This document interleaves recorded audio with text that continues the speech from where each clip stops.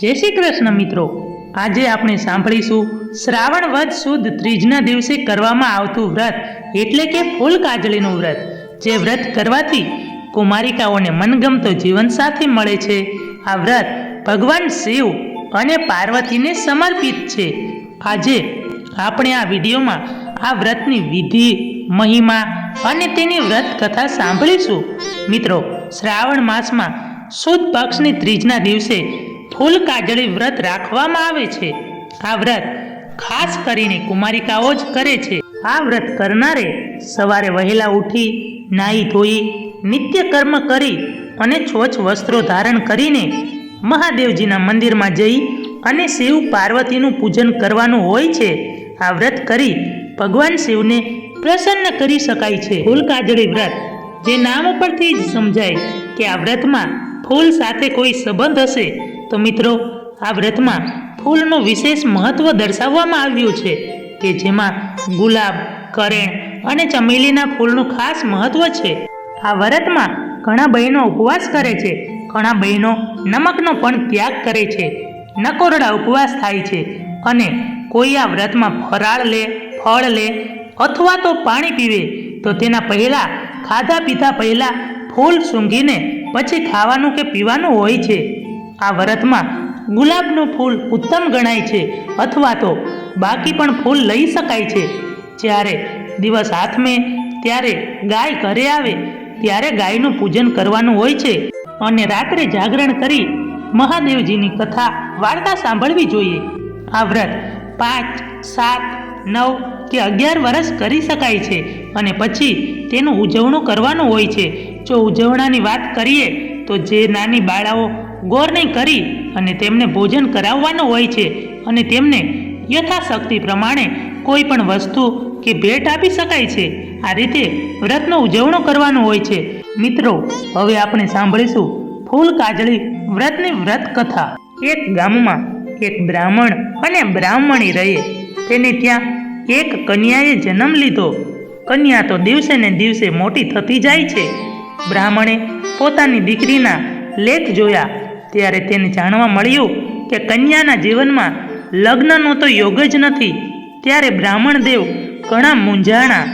એકવાર બ્રાહ્મણ દેવ યાત્રા કરવા માટે અને પુણ્ય કરવા માટે જાય છે.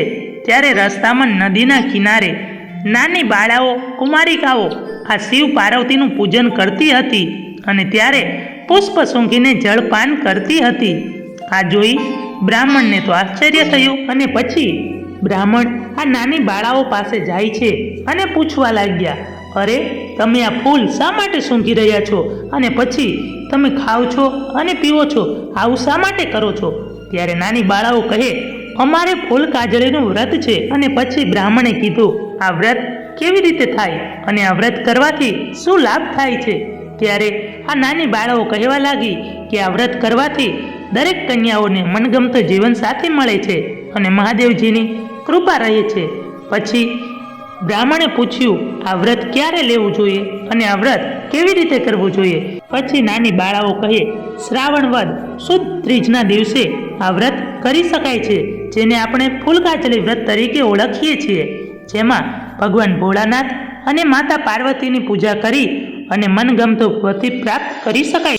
આ વાત સાંભળી અને બ્રાહ્મણ દેવને ઘણું આશ્ચર્ય થયું. તેમણે આ બાળાઓ પાસેથી સર્વ વિધિ જાણી અને ઘરે આવી પોતાની કન્યાને આ ફૂલ કાજળી વ્રતની વિધિ કહી સંભળાવી. ધીરે ધીરે સમય વીતતો જાય છે અને શ્રાવણ માસની અજવાળી ત્રીજ આવે છે. ત્યારે આ કન્યા પણ ફૂલ કાજળી વ્રત કરે છે અને પછી પૂરી શ્રદ્ધાથી ભગવાન મહાદેવજી તથા દેવી પાર્વતીની પૂજા અર્ચના કરે છે. ભગવાન મહાદેવજી અને દેવી પાર્વતી પ્રસન્ન થાય છે. કન્યાના ભાગ્ય ખુલી જાય છે. ધીરે ધીરે સમય વીતતો જાય છે. તેમ તેમ કન્યાના માંગા આવવા લાગે છે. પછી તો બ્રાહ્મણને એમ થાય છે કે આ તો શિવ પાર્વતીનો પ્રભાવ છે, આ ફૂલ કાજળી વ્રતનો પ્રભાવ છે. કન્યાને સુયોગ્ય વર પ્રાપ્ત થાય છે અને કન્યા સુખી વ્યતીત જીવન જીવવા લાગે છે. આમ બ્રાહ્મણ અને બ્રાહ્મણી ભગવાન ભોળાનાથ અને દેવી પાર્વતીનો પાર માને છે. ભગવાન મહાદેવજીને પ્રાર્થના કરે છે કે હે પ્રભુ, આપનું આ ફૂલ કાજળી વ્રત જે કોઈ કરે તેને સુયોગ્ય અને સાસરિયામાં સુખ સમૃદ્ધિ વધે એવી પ્રાર્થના કરે છે. ત્યારથી આ ફૂલકાજળી વ્રતનું મહિમા વધ્યો છે. જેવી રીતે આ કન્યાને ફૂલકાજળીનું વ્રત ફળ્યું, એવું આ વ્રત રહેનારે, કથા સાંભળનારે અને સર્વને ફળજો. જય મહાદેવજી. મિત્રો, વિડીયો પસંદ આવ્યો હોય તો વિડીયોને લાઈક કરી અને ચેનલને સબસ્ક્રાઈબ કરવાનું ભૂલશો નહીં.